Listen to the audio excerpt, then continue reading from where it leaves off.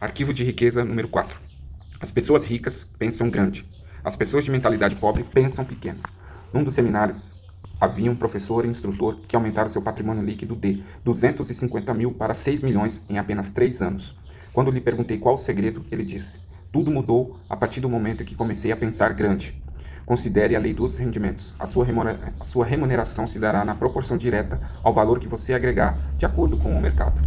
A palavra-chave é valor, e é importante conhecer os 4 fatores que determinam o valor no mercado: oferta, demanda, qualidade e quantidade. A minha experiência diz que o fator que representa o maior desafio para a maioria das pessoas é a quantidade.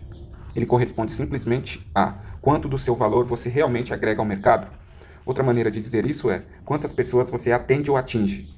No meu negócio, por exemplo, há instrutores que preferem ensinar a pequenos grupos de 20 pessoas de uma vez, outros que se sentem confortáveis com 100 ouvintes na sala, outros que gostam de um público de 500 participantes e outros ainda que adoram plateias de 5 mil a mais pessoas. A diferença de rendimento entre esses instrutores? Pode acreditar que sim. No começo desse livro, mencionei que fui proprietário de uma cadeia de lojas de equipamentos de ginástica. A partir do momento que pensei em entrar nesse ramo, minha intenção era ter 100 lojas bem-sucedidas e atender milhares de clientes. A minha concorrente começou 6 meses depois de mim, tinha a meta de possuir uma única loja de sucesso. Como você quer viver? Como deseja jogar o jogo? Prefere pensar grande ou pensar pequeno? A escolha é sua. A maioria das pessoas escolhe pensar pequeno. Por quê? Primeiro, por causa do medo. Elas morrem de medo do fracasso e também do sucesso. Segundo, porque se sentem inferiores e não merecedoras. Não se consideram suficientemente importantes ou capazes de fazer uma real diferença na vida de alguém. Mas preste atenção, a nossa vida não diz respeito somente a nós, diz respeito a contribuir para a vida de outros, diz respeito a ser fiel à nossa missão e à nossa razão de estarmos neste mundo, neste momento. Diz respeito a acrescentarmos a nossa peça ao quebra-cabeça do mundo. A maioria das pessoas está tão presa ao seu próprio ego que pensa: tudo gira em volta de mim e de mim. No entanto, se você quer ser rico no verdadeiro sentido da palavra, isso não pode se limitar a você. Tem que incluir o valor que você acrescenta à vida dos outros. Buckminster Fuller, um dos maiores investidores e filósofos da nossa época, disse: o propósito da nossa vida é acrescentar valor à vida das pessoas desta geração e das gerações seguintes. Você conhece a definição de empresário?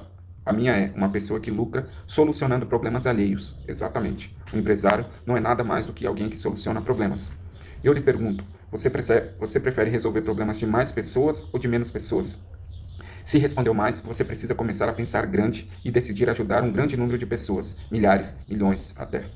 O efeito disso é que quanto mais gente você auxiliar, mais rico ficará no plano mental, emocional, espiritual e, por fim, financeiro.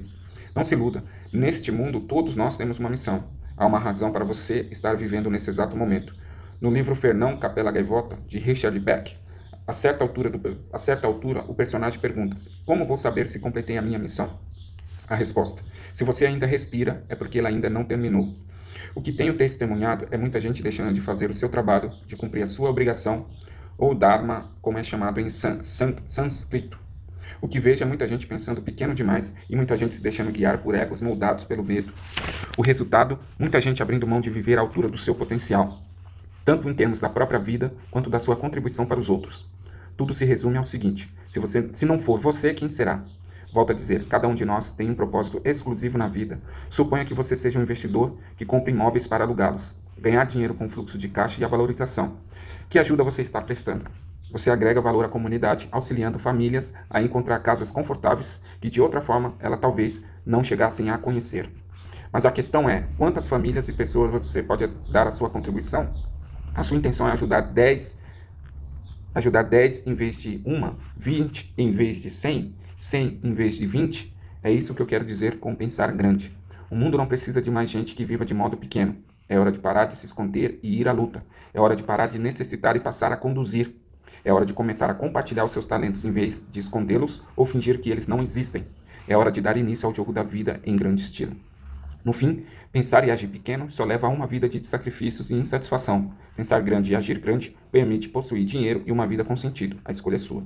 Declaração: eu penso grande, escolho ajudar milhares de pessoas. Eu tenho uma mente milionária. Ações da mente milionária. Liste por escrito o que você acredita serem os seus talentos naturais, as coisas em que você sempre se destacou. Descreva também como em que você pode ajudar a usar mais esses talentos, especialmente na sua vida profissional. Escreva ou faça uma sessão de brainstorm com um grupo de pessoas sobre como você pode resolver problemas de um número de pessoas 10 vezes maior do que o que você atinge com o seu trabalho ou negócio atual. Proponha pelo menos 3 estratégias. Pense em alavancagem. O arquivo de riqueza número 5. Arquivo de riqueza número 5. As pessoas ricas focalizam oportunidades. As pessoas de mentalidade pobre focalizam obstáculos. As pessoas ricas veem oportunidades. As pessoas de mentalidade pobre identificam obstáculos. As pessoas ricas reconhecem o potencial de crescimento. As pessoas de mentalidade pobre consideram o potencial de perda. As pessoas ricas focalizam a remuneração. As pessoas de mentalidade pobre concentram-se no risco.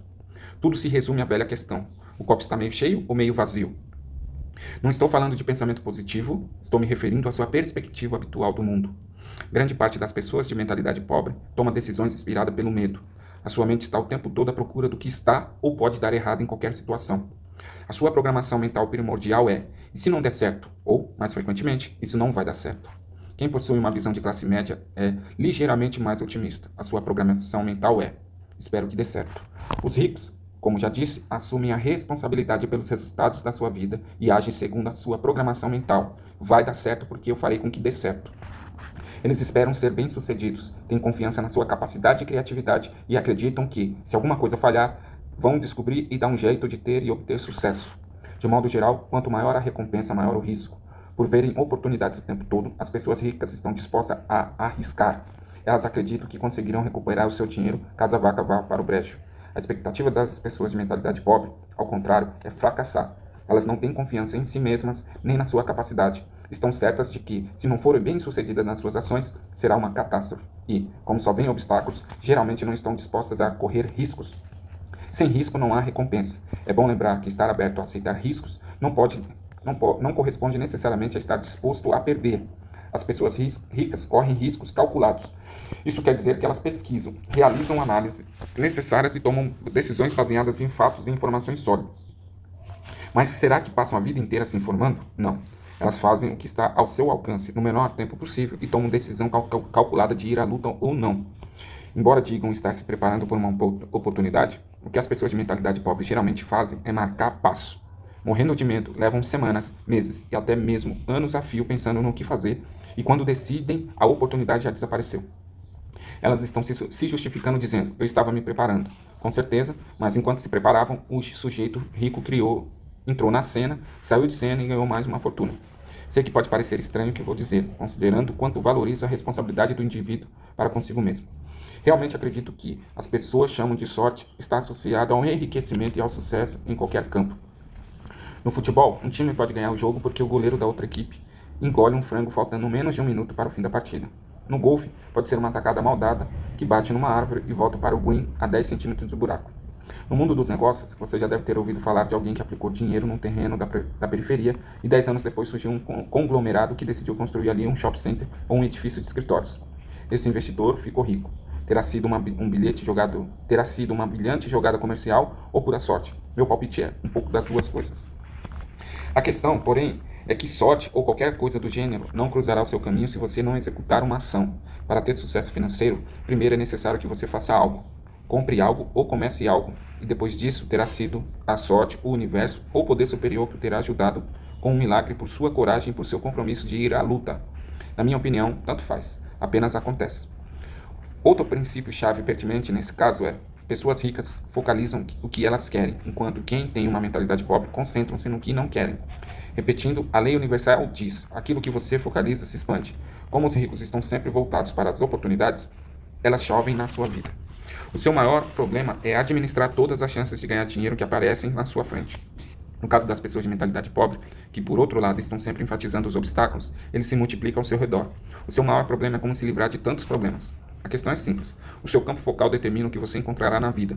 Concentre-se nas oportunidades e verá oportunidades. Atenha-se aos obstáculos e terá obstáculos. Não estou lhe dizendo para não tomar cuidado com problemas.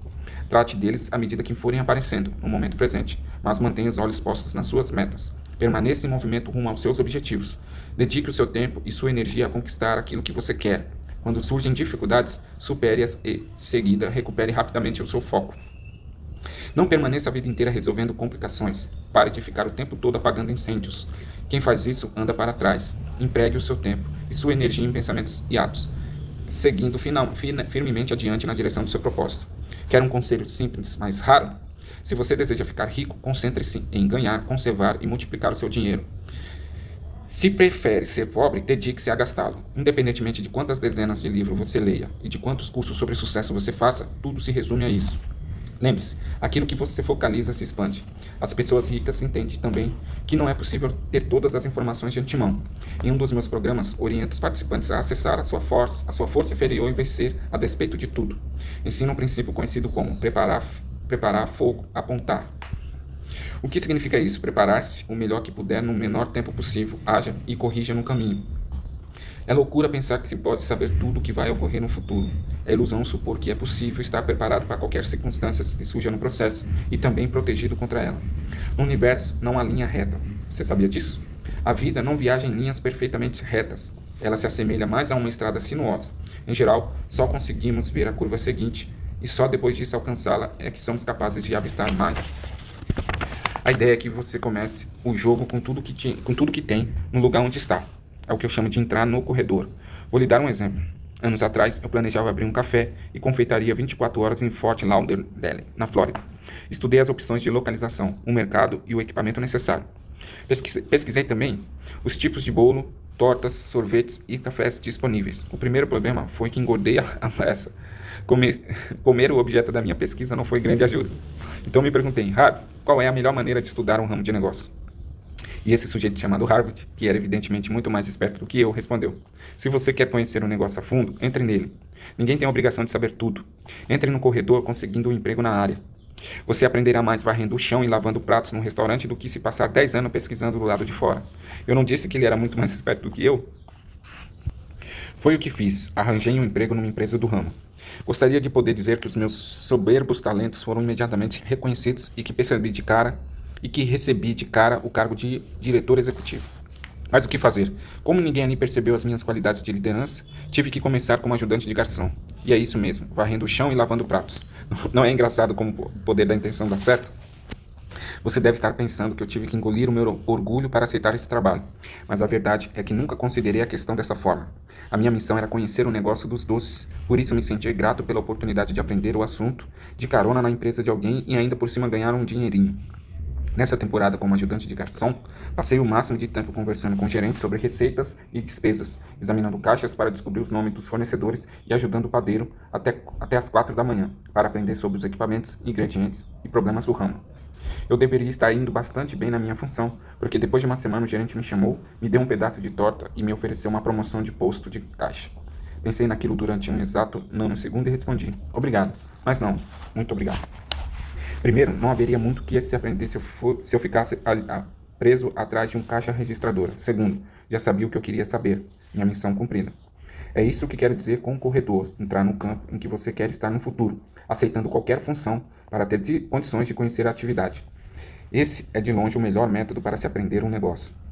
Primeiro, você pode vê-lo por dentro. Segundo, tem condições de fazer os contatos necessários, o que seria complicado estando do lado de fora. Terceiro, uma vez no corredor, outras oportunidades se abrem à sua frente. Isto é, observando o que realmente acontece, você tem a chance de identificar um nicho que não havia percebido antes. Quarto, talvez você descubra que não gosta do ramo, e dê graças a Deus por ter ficado sabendo disso antes que fosse muito tarde. Então, qual dessas 4 situações ocorreu comigo? Quando deixei aquela empresa, mal podia ver uma torta e muito menos sentir o cheiro de qualquer uma delas. Segundo, o padeiro saiu de lá um dia depois de mim e me telefonou para dizer que acabara de descobrir um novo e fantástico equipamento de ginástica conhecido como botas para gravidade, que são usadas nos exercícios de inversão corporal feitos em barras. Talvez você tenha visto Richard Gere com elas numa cena do filme Gigolô Americano, que ele fica pendurado de cabeça para baixo. Ele queria saber se eu estava interessado em dar uma olhada naquele produto. Fui conferir e cheguei à conclusão de que as botas eram simplesmente o máximo. Mas o ex-padeiro não. Assim entrei sozinho no negócio. Comecei vendendo as botas para lojas de departamentos de materiais esportivos. Percebi que todos os revendedores tinham algo em comum: equipamentos de ginástica de má qualidade. Os sinos do meu cérebro badalaram freneticamente. Oportunidade, oportunidade, oportunidade. É engraçado como coisas acontecem. Era minha primeira experiência com esse tipo de produto e ela me levou a abrir mão das primeiras lojas de varejo de artigos de fitness da América do Norte e a ganhar o meu primeiro milhão. E pensar que tudo começou quando quando me propus a ser ajudante de garçom. A mensagem é simples: entre no corredor.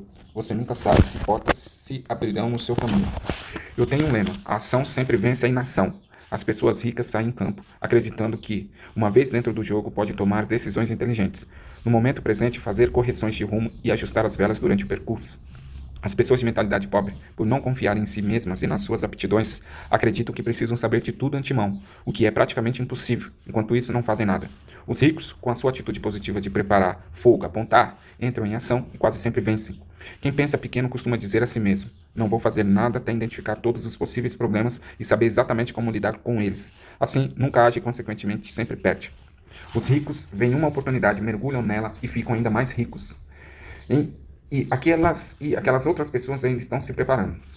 Declaração: eu focalizo as oportunidades e não os obstáculos. Eu tenho uma mente milionária. Ações da mente milionária. 1. Entre no jogo. Pense numa situação ou num projeto que você tenha tido vontade de começar. O que quer que você esteja esperando, esqueça. Comece agora, de onde você está, a partir do que você tem. Se possível, dê o primeiro passo trabalhando como empregado ou com outra pessoa para aprender os macetes. Se já aprendeu, não tem mais desculpa. Vai à luta. Pratique o otimismo.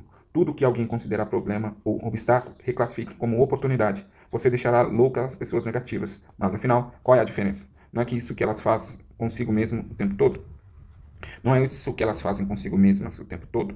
Focalize o que você tem e não o que você não tem. Faça uma lista de 10 coisas pelas quais você se sente grato e leia em voz alta. Repita essa leitura todas as manhãs durante os 30 dias seguintes. Se não gostar do que possui, não terá mais nada disso, nem precisará ter.